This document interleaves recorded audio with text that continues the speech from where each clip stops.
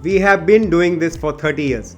I hear this line so often from suppliers, and let's be honest, most of the time, what they really mean is we have still got the same machines from 30 years ago. On the surface, that sounds fine. Experience counts for something, right? But when you dig deeper, that phrase is usually a red flag. Because in today's world, experience without updated technology is like trying to run a modern software on a Windows 95 computer. The system might start, but it is going to crash somewhere along the way. Hi, I am Rahul Agarwal, Director at Presitech Forgings and Engineering Private Limited. I have been in and out of dozens of manufacturing plants over the years, often alongside sourcing managers. The first impressions are usually great. The shop floor looks clean, the workers are in uniform, machines are painted well. Visitors nod and think this looks reliable, but then comes the real test. We ask about the press line, or how they monitor tolerances, or how often they calibrate their equipment. And the answer comes back with a casual smile. Do not worry, the machine still works. That line always worries me because just working is not the same as meeting the standards global buyers expect in 2025. Point number 1. Outdated machines creates modern problems. You cannot produce 2025 level quality with 1995 level machines. It is as simple as that. Old equipment comes with a package of insecurities, where variability in output. Each batch feels slightly different. Breakdowns at the worst possible times. Tolerances that drift and then fail client checks. Calibration that's always almost set. And here's the thing, your customer sitting thousands of miles away does not care whether the furnace is old but still heating. They only care if the parts are consistent every single time. It is like relying on a 2-decade-old car for precision racing. It might start, but would you bet your career on it? Most sourcing managers would not.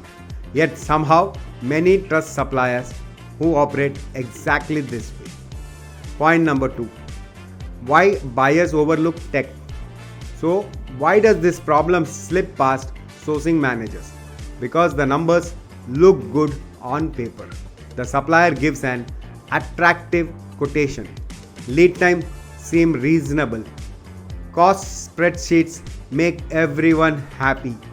And who wants to slow down a deal by asking about boring details like die life tracking or data logging? But that is where the trap lies. Skipping the technology question is costly. At first, everything looks perfect, but slowly the problems appear. A rejection here, a delay shipment there, a customer calling asking for explanations on tolerances failures. By then, the lead buyer has already put their name behind their supplier and firefighting begins. I have seen this too many times. The short-term savings get completely wiped out by rework, air freight, penalties, and a loss of credibility with the customer. The price might be low, but the cost becomes brutally high. Point number 3. What modern forging looks like. Now, let us contrast this with a tech-forward forging shop. In a modern forging facility, they do not rely on guesswork. Systems drive consistency. Furnaces with digital temperature control, so parts heat evenly batch after batch. Real-time dashboards that shows operators where production stands. Die life tracked scientifically, so failures are predicted, not discovered mid-run. In-process quality assurance systems that capture data while manufacturing, so any drift is corrected instantly. This is the shift. It is no longer about steel hammers and brute force. It is about precision, proof, and process. Here's a punchline. A buyer walking into such a plant does not see order and organization. They see evidence. And that evidence gives peace of mind. Point number 4. Questions buyer should ask. If you're sourcing components today, here are the questions worth asking.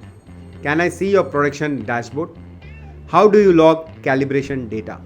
Do you manage die life in-house or outsource?